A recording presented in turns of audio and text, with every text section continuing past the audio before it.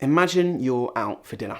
It's gone okay, it's not been perfect. You get home and you look in the mirror and there is a big wedge of spinach stuck between your teeth. And spinach was the starter course, so that's been in for the whole meal. How are you going to feel? Personally, I would be pretty furious that no one had told me, because I would much prefer the mild embarrassment of the moment where I'm told than realising I'd spent the entire night inducing polite winces from my friends as they've been gazing at this green mush in my face.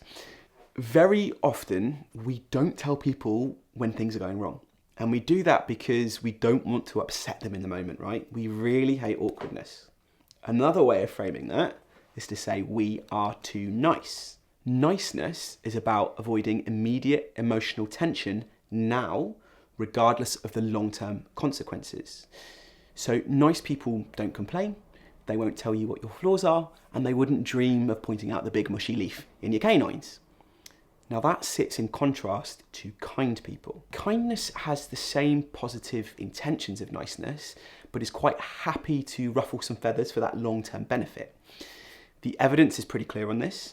The best workplaces engage in healthy disagreements, in healthy challenges around the tasks they're doing, and feedback without damaging relationships. So the best workplaces will tell you you've got spinach in your teeth. They'll do that discreetly, they'll do that in a way that you feel supported, but they will do it. Kindness is also at the heart of belonging.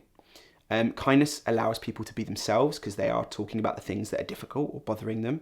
Allows them to be honest and authentic. And again, lots of evidence linking that to happier and more productive workplaces. So what I'm saying in quite strong language is that niceness is a disease that maintains the status quo, and kindness is potentially the cure.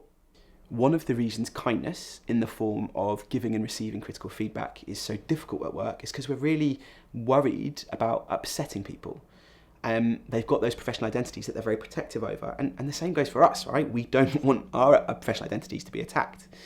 And this is particularly true in the kind of work that you do, which is so meaningful and important. So those professional identities become even more powerful.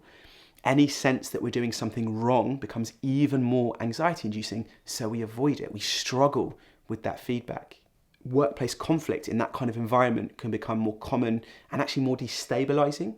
This is particularly true given that you're in this sort of space that can be at times very stretched and where lots of people can be very stressed.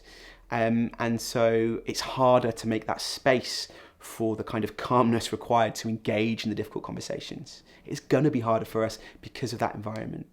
So in the next few videos, we're going to look at ways in which you and your sort of team and your workplace can be kinder, right? Can engage challenge, can engage conflict, and to do those difficult conversations really well so that we all benefit. We find the spinach in our teeth, we make working life better, and ultimately that is about, of course, improving the care that we give.